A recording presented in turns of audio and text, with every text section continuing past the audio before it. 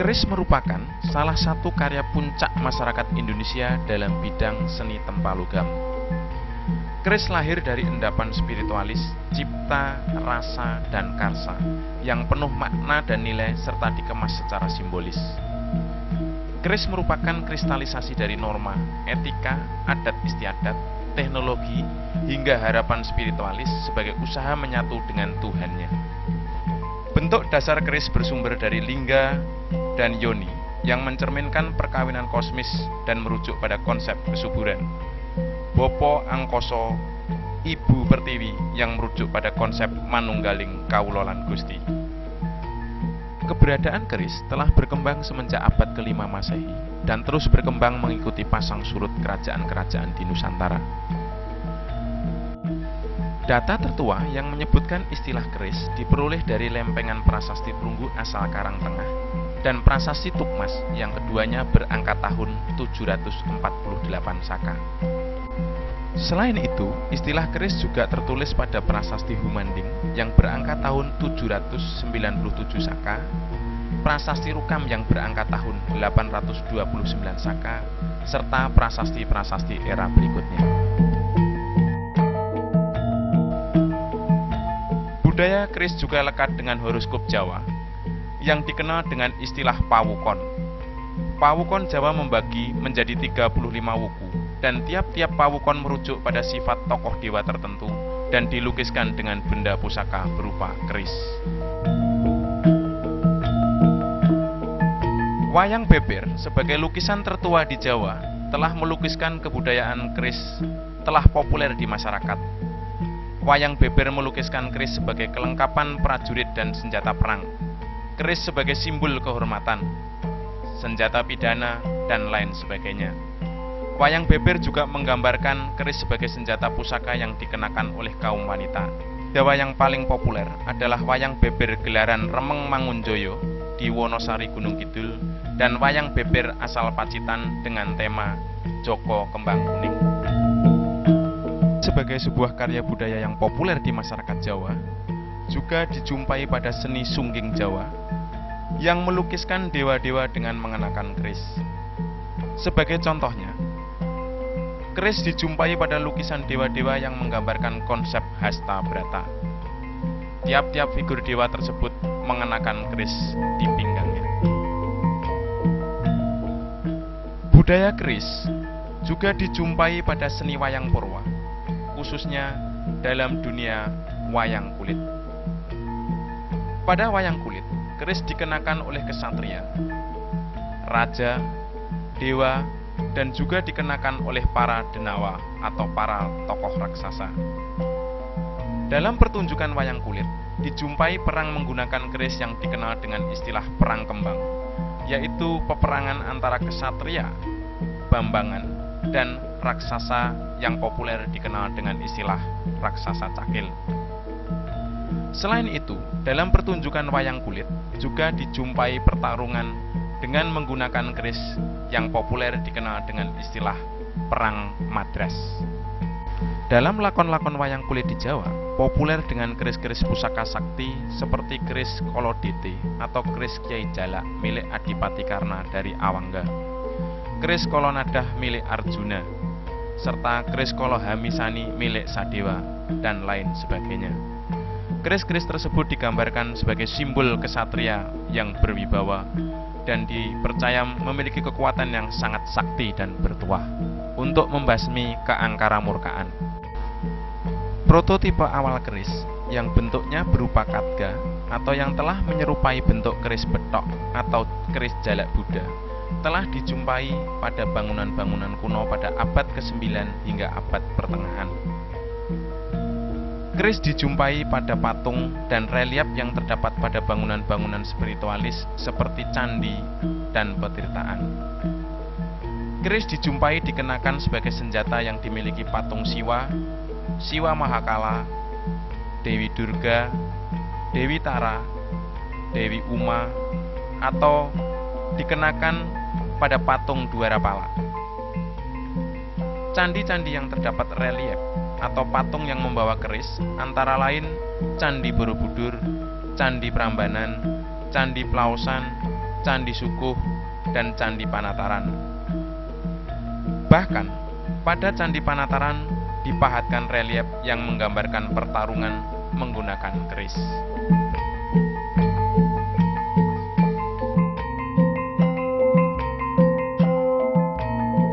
Tangguh merupakan pencanderaan keris berdasarkan pengamatan bentuk atau gaya sebilah keris melalui perabaan untuk mengetahui kasar dan halusnya partikel-partikel logam dari efek penempaan, melalui tintingan atau kematangan tempa, dan tantingan, yaitu untuk mengetahui aspek ergonominya.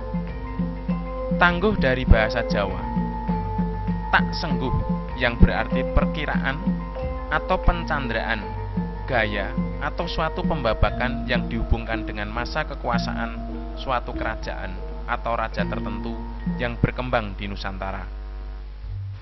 Dalam dunia perkerisan, terdapat beberapa pengkategorian tangguh. Yang pertama adalah tangguh kadewatan, kemudian tangguh sepuh sanget, tangguh sepuh, tangguh madya, dan tangguh anem.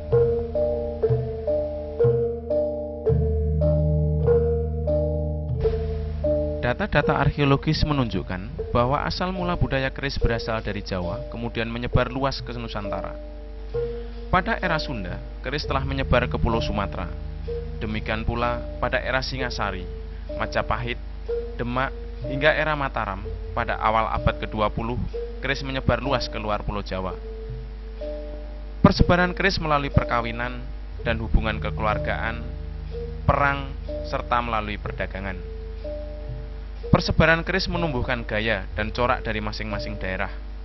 Selain itu, juga tumbuh perkembangan pengistilahan keris di luar Pulau Jawa. Misalnya di Bali disebut kadutan.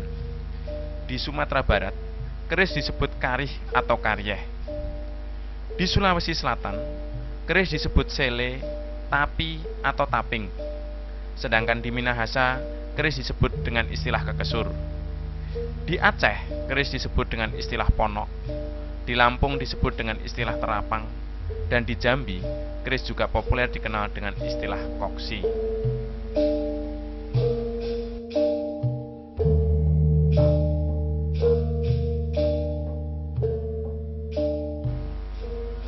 Keris sebagai sebuah benda karya cipta budaya masyarakat Indonesia memiliki kelengkapan atau bagian-bagian yang dikenal dengan istilah rerincikan yang paling banyak di seluruh dunia.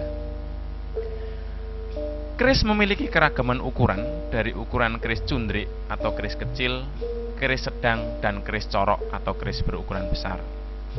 Bentuk dasar keris terdiri dari keris eluk, keris lurus, dan keris campuran. Dunia perkerisan juga mengenal istilah keris saji atau keris sajen yang ditengarai dengan hulunya yang berbentuk manusia. Demikian pula dikenal dengan istilah keris picitan yang konon dibuat dengan cara dipijit-pijit. Dikenal pula keris pamengkang jagat yang ditengarai bilahnya yang retak. Sebagai sebuah benda seni, keris juga seringkali dijumpai dengan pahatan-pahatan yang sangat indah, baik yang berupa dihias dengan logam mulia ataupun yang dipahat dengan sederhana yang dikenal dengan istilah tinatah prasojo. Hiasan-hiasan tinatah pada bilah keris tidak hanya semata-mata mengejar keindahan, tapi juga penuh dengan makna simbolik. Bilah keris luk secara pakem terdiri dari luk 3 hingga luk 29.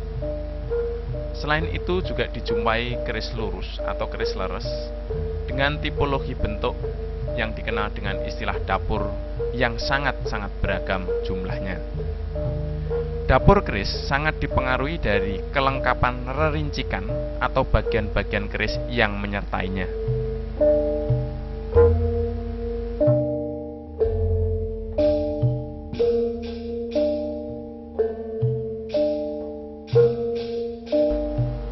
Keunikan pada bilah keris adalah terdapat motif pamor.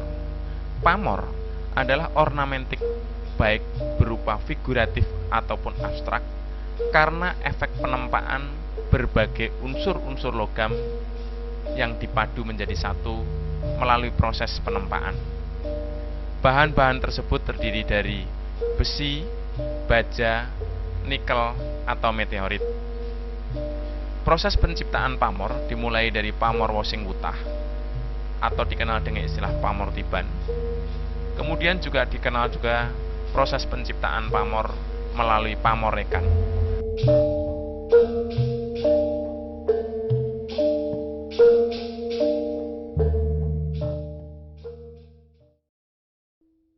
Daturip suksmo sejati inggih kadang ingsun, inggih kiblat sekawan gangsal palenggan, inggih kakang kawah adiari-ari, inggih kakang barep adiwuragil.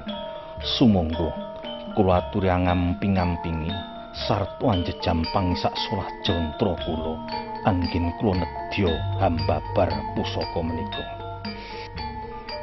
Sih lumintu rejeki aja tawong, jisim halus, roh halus, kang ikal bakal, kang cikal bakal ana ing dusun kene.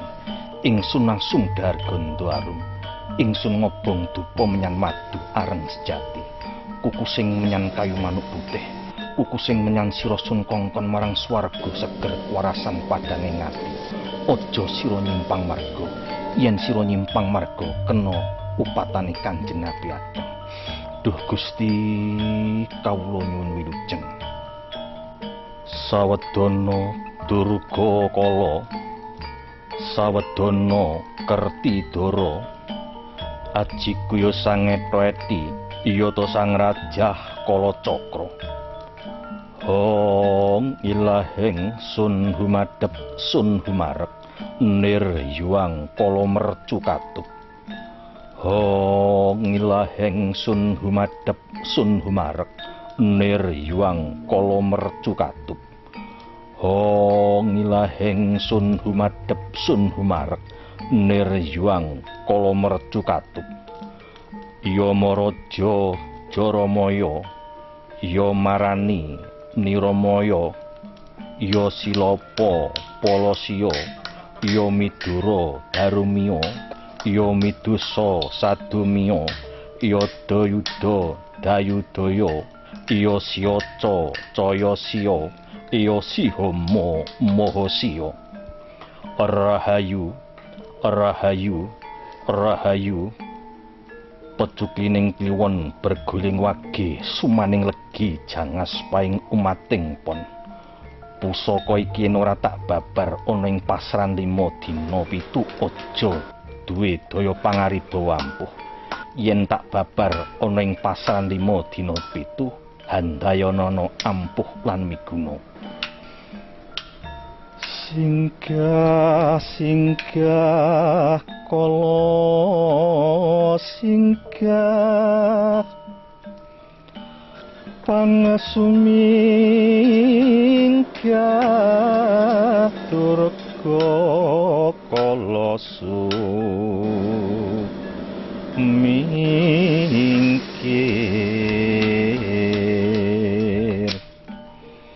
Singa ama sing ngawulu,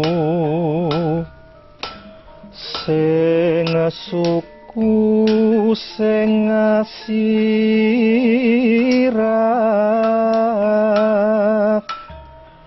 sing tenggak lawan kala sing buntut. Padha sira suminggah mulya mring asalne iki.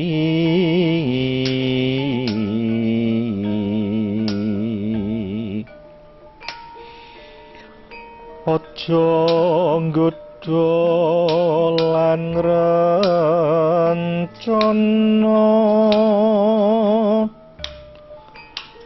apane ingsun ya ingsun jatining urip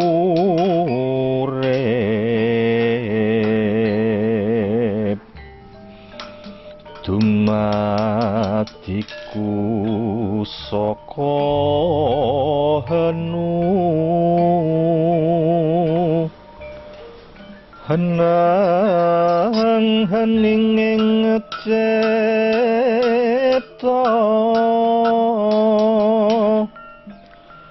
singang sono ing tawang toang prajaku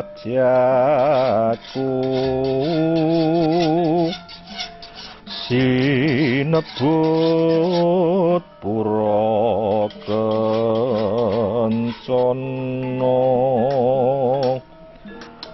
bebetenge rajak wesi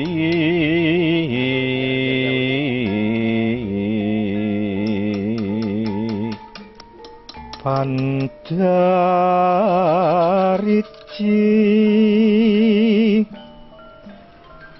kang kinarya supet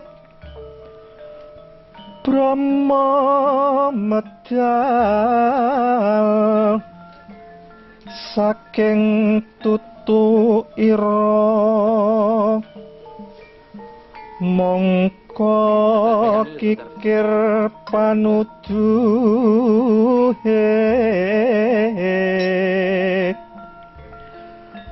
karindo jempolipun pepacale kukuki naradi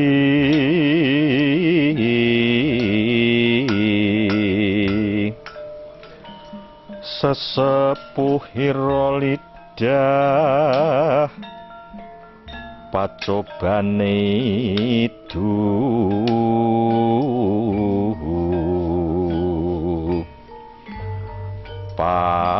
pangasah pepe iro besalene